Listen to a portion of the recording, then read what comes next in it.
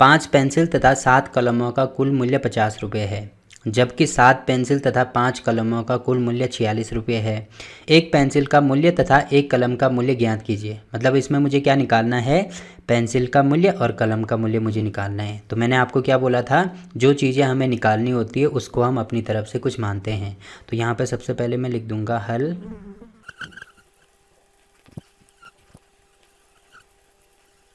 तो हमने अपनी तरफ से क्या मान लिया कि मान लीजिए एक पेंसिल का मूल्य x रुपये है और एक कलम का मूल्य y रुपये है।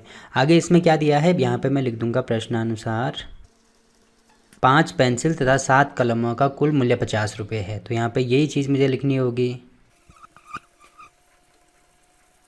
तो मैंने क्या लिखा, 5 पेंसिल तथा 7 कलमों का कुल मूल्य 50 रुपये है, या ऐसे लिख दो बराबर 50 रुपये। ठीक, तो यहाँ पे अब इक्वेशन में बना दूंगा। देखो एक पेंसिल का मूल्य है x रुपये, पेंसिल कितनी है टोटल 5 है तो 5 से गुणा करेंगे, और एक कलम का मूल्य है y रुपये, कलम कितनी है टोटल 7 है तो 7 से गुणा कर देंगे। अब इनको जोड़ के टोटल किसके बराबर आ रहा है, टोटल मूल्य है 50 रुपये, तो ये 50 के बराबर हो जाएगा। तो यहाँ से मैं कह सकता हूँ कि 5x + 7y बराबर हो जाएगा 50 रुपये। तो ये होगी हमारी इक्वेशन 1। अब देखो इसमें आगे क्या दिया है, जबकि 7 पेंसिल तथा 5 कलमों का कुल मूल्य 46 रुपये है। तो मैंने क्या लिख दिया, तथा 7 पेंसिल तथा 5 कलमों का मूल्य 46 रुपये है। तो इतनी चीज़ें होगी। तो यहाँ पे देखो क्या हो जाएगा, अब 7 और पेंसिल, एक पेंसिल का मूल्य है x, तो ये हो जाएगा 7x, और एक कलम का मूल्य y है, तो टोटल कलम अब 5 है तो 5 से गुणा कर देंगे। इनको जोड़ के टोटल मूल्य कितना है 46 है, तो यहाँ पे 46 हो जाएगा। या इसको थोड़ा और सॉल्व करो तो ये हो जाएगा 7x + 5y बराबर 46। तो देखो दो समीकरण हमने बना दी।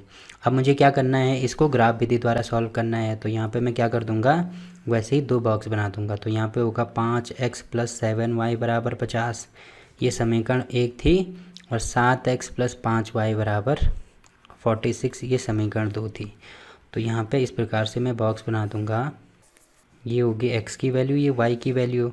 वैसे ही यहाँ पे भी होगा, ये x की वैल्यू, ये y की वैल्यू।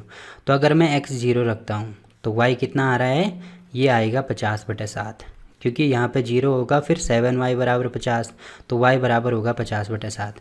वैसे ही अगर मैं y 0 रखता हूँ तो x कितना हो जाएगा 50/5, जिसको मैं 10 लिख सकता हूँ। तो यहाँ पे पहला पॉइंट होगा 0 × 50/7, या 0, 50/7, और दूसरा आ गया 10, 0। ठीक है, ये x की वैल्यू, ये y की वैल्यू। वैसे ही ये x की वैल्यू, ये y की वैल्यू। अब देखो मैंने आपको पिछली वीडियो में ये भी बोला था कि अगर दशमलव में आ रहा है तो इसको कोशिश करो कि वैल्यू कुछ और ली जाए। तो अभी मैं इसको यहाँ पे ऐसे ही रहने देता हूँ, क्योंकि अभी मुझे इसको जियोजेब्रा में सॉल्व करना है। तो ये हो गया। वैसे ही यहाँ पे देखो अगर मैं x 0 रखता हूँ तो y कितना आएगा, y आएगा 46/5। वैसे ही y अगर मैं 0 रखता हूँ तो x कितना आएगा 46/7। ठीक है, तो ये हो गया। अब देखो यहाँ पे भी निकाल दिया मैंने 0, 46/5, और यहाँ पे होगा 46/7 और 0। तो ये मैंने 2 पॉइंट निकाल दिए। अब इनको जियोजेब्रा पे प्लॉट करते हैं। तो देखो क्या क्या हो जाएगा, पहले है 0 और 50/7 और 10 और 0, तो यहाँ पे हो जाएगा, तो ये मैंने कर दिया 0 और 50/7 और 10 और 0। तो आप देख रहे होंगे कि अगर मैं इसको जूम आउट करता हूँ तो ये मेरे 2 पॉइंट मिल गए। अब देखो इन दोनों पॉइंट को अगर मैं मिलाता हूँ तो मुझे लाइन मिल जाएगी। कौन सी लाइन है, ये वाली लाइन है। अब देखो ये पॉइंट में क्यों आ रही है, क्योंकि यहाँ पे हमने जो वैल्यूज़ ली हैं वो दशमलव में लिए हैं, इसीलिए वो पॉइंट में आ रही है। अगर हम पूरी वैल्यूज़ लेते तो तब वो ये वाली इक्वेशन बन जाती जो कि हमने यहाँ पे लिखी है। इसको भी अभी मैं आपको ढंग से बताऊँगा, पहले ये वाला प्लॉट करते हैं। तो यहाँ पे 0, 46/5, तो इसको मैं कर देता हूँ। पहला पॉइंट ये वाला है, दूसरा क्या है 46/7 और 0। ठीक है, तो यहाँ से भी मैंने 2 पॉइंट निकाल दिए। कौन कौन से पॉइंट हैं, एक ये वाला पॉइंट है, एक ये वाला पॉइंट है। तो इन दोनों को भी मिला दो तो क्या हो जाएगा, ये दोनों पॉइंट मैंने मिला दिए। अब देखो जहाँ पे ये एक दूसरे को कट करेंगे वहाँ पे क्या होगा, हमारा आंसर आ जाएगा। तो देखो कहाँ पे कट कर रहे हैं, यहाँ पे कट कर रहे हैं। तो यहाँ पे देखो x कितना है, इसको अगर मैं ठीक नीचे लेके जाता हूँ तो x 3 है और y कितना है, y 5 है। या आप यहाँ पे देख सकते हैं 3 और 5। तो यहाँ पे क्या हो जाएगा, यहाँ से मैं निकाल सकता हूँ x, y कितना है 3, 5। तो x हो जाएगा कितना 3, और y हो जाएगा 5, और यही हमें निकालना था। x और y की वैल्यू हमने निकाल दी, जो कि अगर मैं यहाँ पे रखता हूँ, देखो क्या हो जाएगा, x है 3 और y है 5, मतलब एक पेंसिल का मूल्य 3 रुपये होगा और एक कलम का मूल्य 5 रुपये होगा। अगर मैं इनको इक्वेशन में रखता हूँ, यहाँ पे 3 रखो और यहाँ पे 5 रखो, तो 50 के बराबर आएगा, क्योंकि 5 गुणा 3 ये होगा 15 प्लस 7 गुणा 5 ये होगा 35, तो 35 प्लस 15 ये होगा 50, और राइट हैंड साइड में 50 है। वैसे ही अगर मैं यहाँ पे रखता हूँ तो यहाँ पे देखो क्या हो जाएगा, ये है 3 और ये है 5, तो 7 3 21 प्लस 5 5 25, तो इसको और इसको जोड़ेंगे तो ये हो जाएगा 46, और यहाँ पे भी 46 है। ठीक है, तो ये हमारा आंसर आ गया। अब देखो यहाँ पे ये चीज़ आप देख रहे होंगे कि ये दशमलव में आ रहे हैं, यहाँ पे नंबर, क्योंकि पॉइंट मैंने ये वाले लिए थे और लाइन कुछ और बन रही है।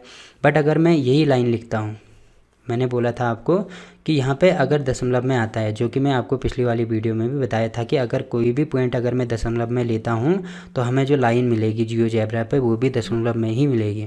बट अगर मैं पूरी लाइन लेता हूँ, जैसे कि पूरी लाइन कौन कौन सी है, एक लाइन ये है और दूसरी लाइन ये है, तो यहाँ पे है 5x + 7y = 50, तो यहाँ पे मैं लिख देता हूँ, तो ये मेरी पहली लाइन होगी, और दूसरी लाइन क्या है 7x, दूसरी लाइन क्या है 7x + 5y = 46। अब देखो अगर मैं इस लाइन से भी सॉल्यूशन निकालता हूँ तो जहाँ पे ये एक दूसरे को कट करेंगे वही हमारा सॉल्यूशन होगा। तो आप यहाँ पे देख सकते हैं ये कहाँ पे कट कर रहे हैं, ये वाले पॉइंट पे, जो कि 3 और 5 है, तो x होगा 3 और y होगा 5। तो आप यहाँ पे देख रहे होंगे कि अगर मैंने ये दोनों इक्वेशन ली तब भी हमारा आंसर 3 और 5 ही आ रहा है। यहाँ पे अलग क्यों आ रहा था, क्योंकि यहाँ पे ये जो पॉइंट है ये दशमलव में आ रहे थे। तो अगर आप यहाँ पे ऐसी वैल्यू रख सकते हैं जिससे कि ये वाला जो पॉइंट है ये दशमलव में ना आए, तब हमें यही लाइन मिलेगी। जो लाइन है ये कौन सी लाइन थी, ये वाली जो लाइन है यही मिलेगी। वैसे अगर यहाँ पे ये जो पॉइंट है ये दशमलव में नहीं आते तब हमें ये वाली लाइन मिलती। ठीक है, तो इस चीज़ को आपको ध्यान रखना है। तो यहाँ पे दूसरा क्वेश्चन भी ख़त्म होता है।